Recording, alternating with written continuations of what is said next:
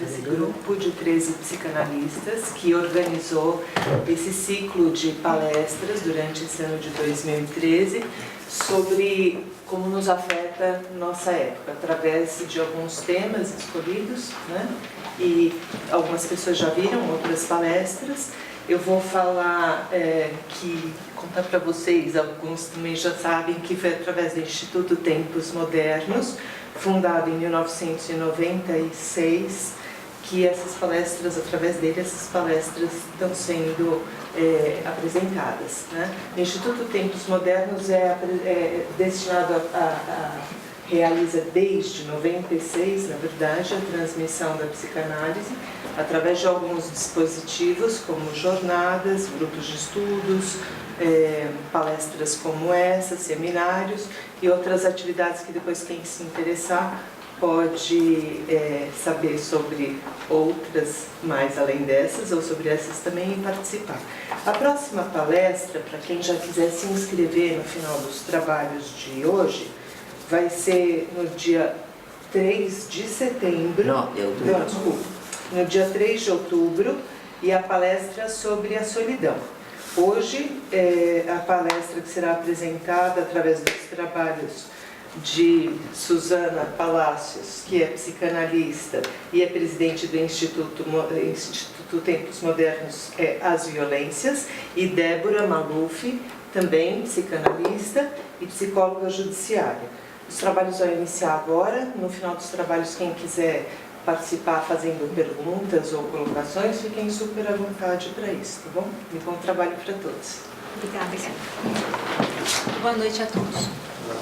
O título desse ciclo de palestras, Como Nossa Época Nos Afeta, evidencia que, embora a prática psicanalítica seja individual no tocante ao atendimento clínico, mostra seus efeitos também no social. Assim, podemos afirmar que a psicanálise não age apenas sobre um indivíduo, mas alcança o coletivo e interfere no social. Desse modo, o discurso que ouvimos dos nossos pacientes é do mesmo tipo do que o que ouvimos do social. Vivemos em um tempo de avassaladora presença da informação em detrimento da reflexão e da crítica, de vontades e quereres padronizados em vias de um consumo rápido e descartável.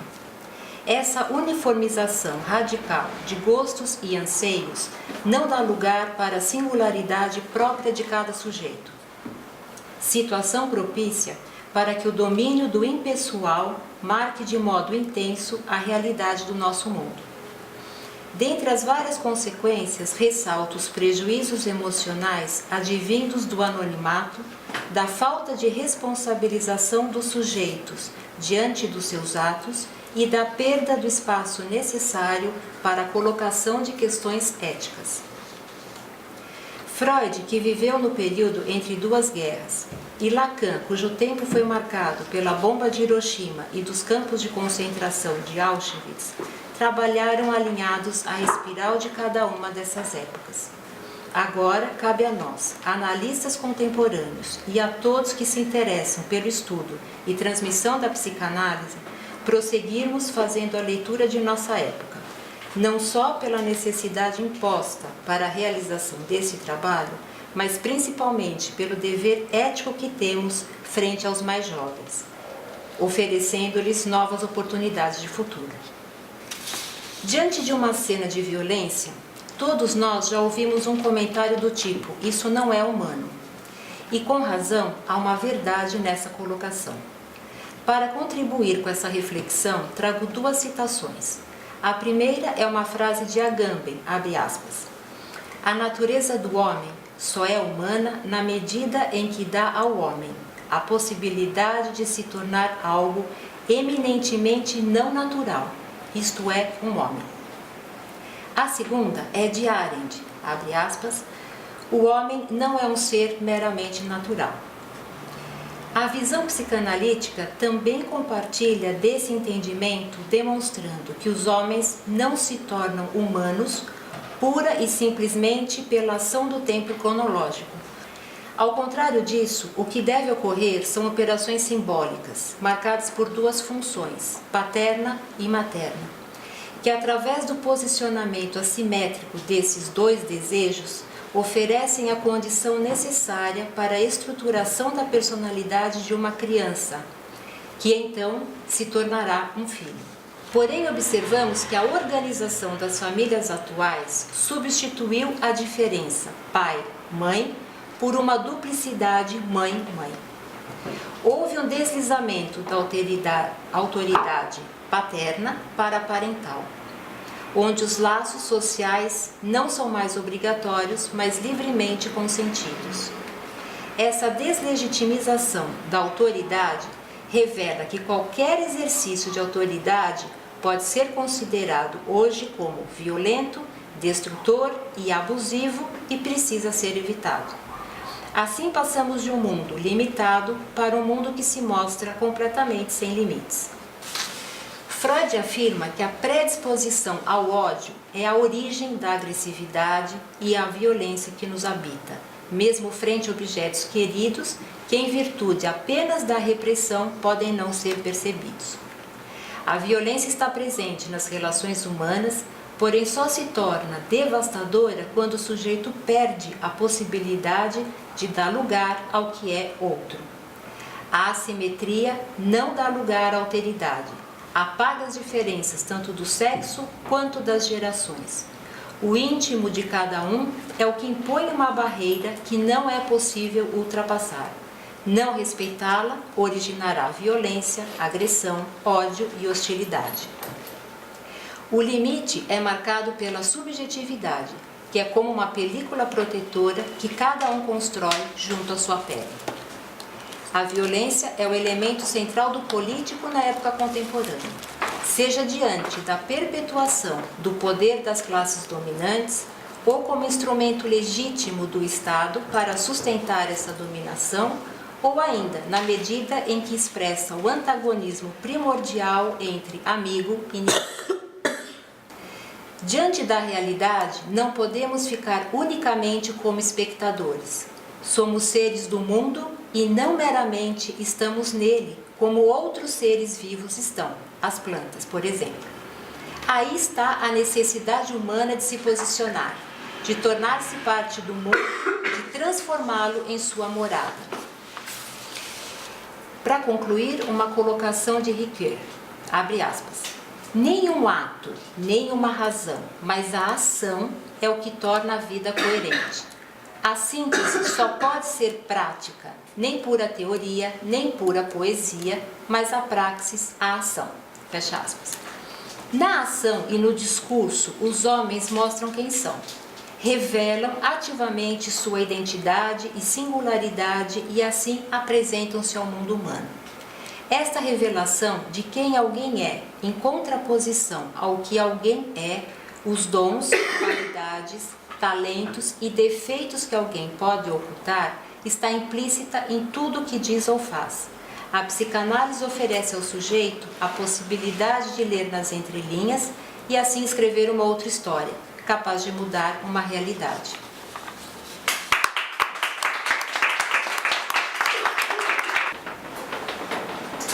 Por tanto, de diferentes violencias. Violencias que están presentes no crimen, na moral, nas escolas, nas familias, nas cidades, no desejo, na saúde, nas guerras, nos abandonos, nos políticos corruptos, na injustiça, nas baladas, no futebol, na sexualidade, no faz de conta, no olhar que vigila e no olhar que traspassa. A violência de uma raça contra outra, a violência de uma religião contra outras. E as violências têm duas direções. Ou se dirige contra os outros, ou se dirige contra si mesmo. É certo, e ninguém poderia duvidar, que as violências existem desde que o mundo é mundo. A Bíblia nos diz, desde Caín.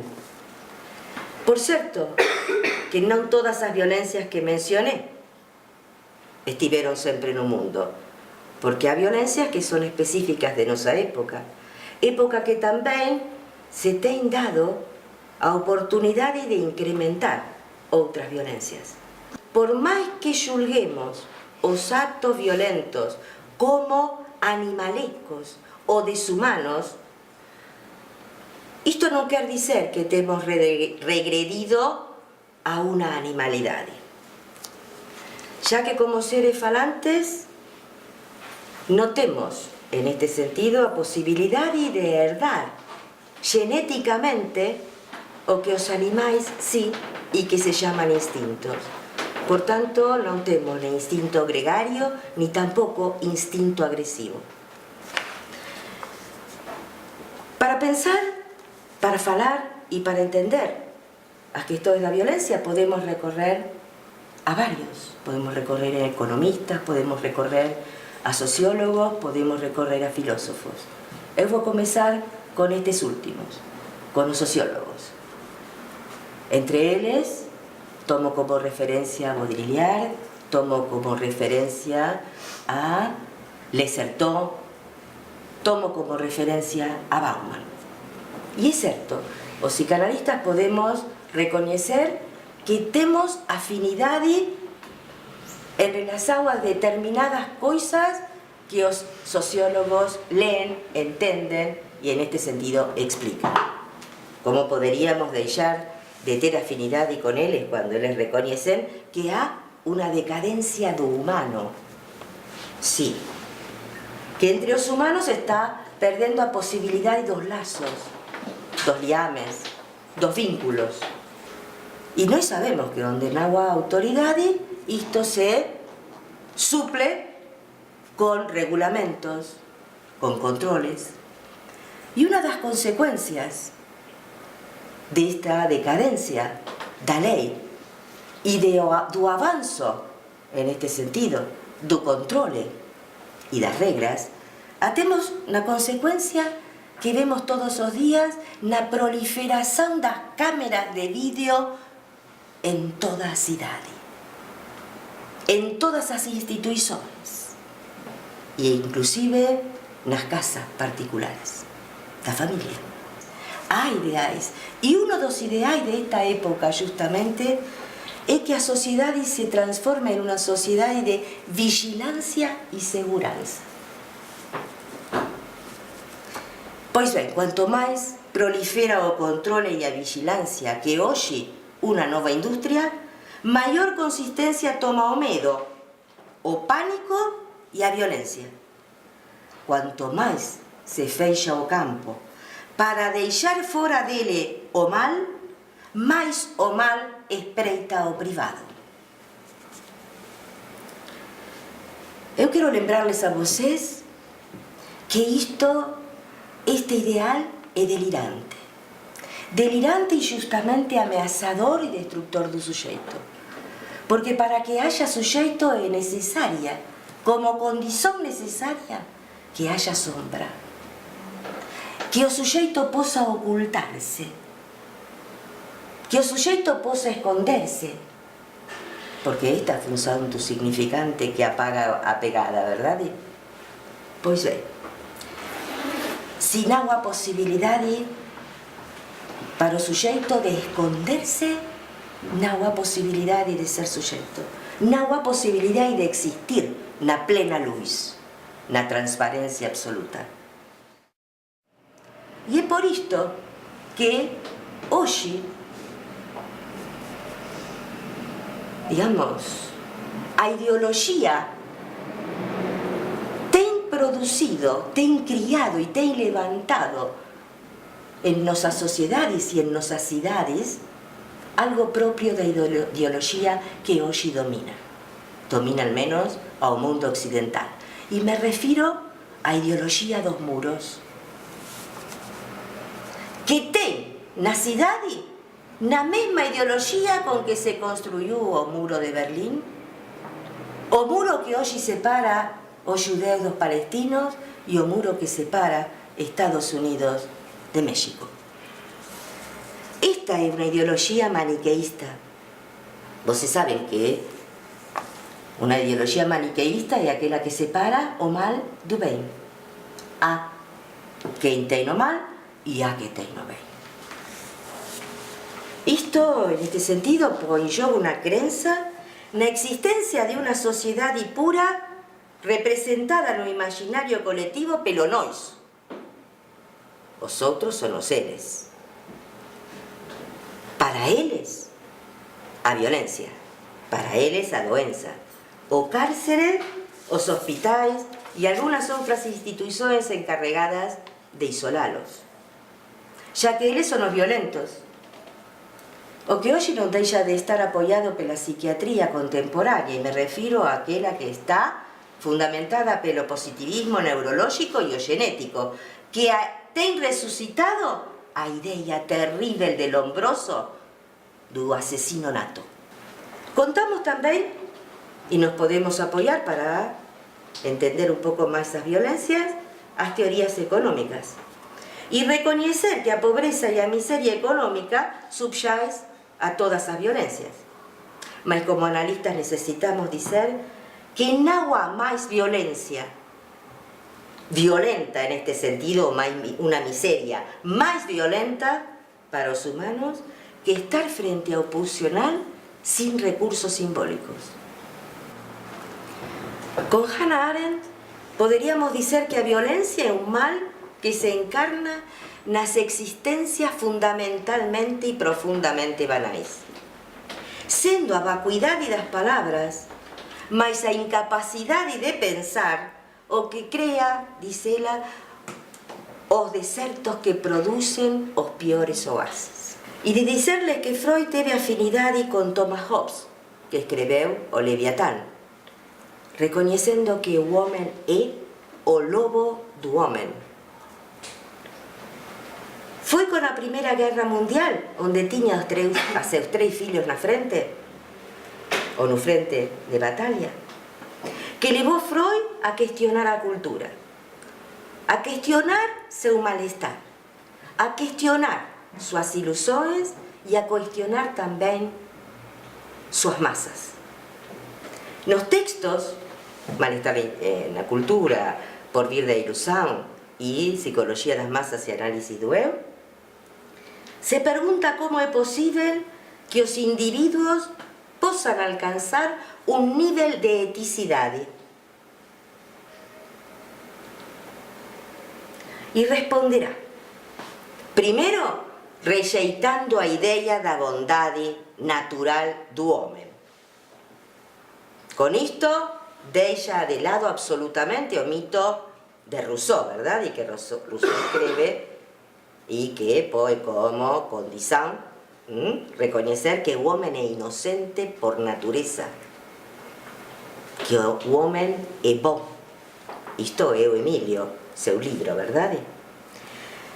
A questão é quando se põe sempre, e voltamos ao maniqueísmo, quando se põe sempre o mal no outro, isto produz o que chamamos de paranoia.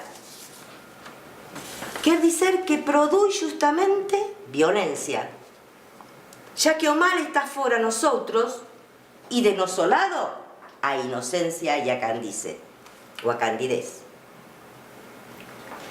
E esta non deixa de ser a ideoloxía de nosa época, onde a doxa, quer dizer a opinión, que impera, le retira a cada un a responsabilidade e con isto produz unha paranoia generalizada. Eu sou inocente, eu sou angelical e o outro é o demonio e o que ten depositado o mal en sí. Só há un sintoma social. E ese sintoma social é o que produz a proletización do discurso. O proletario do discurso non ten recursos para poder realizar ningún lazo social con o outro.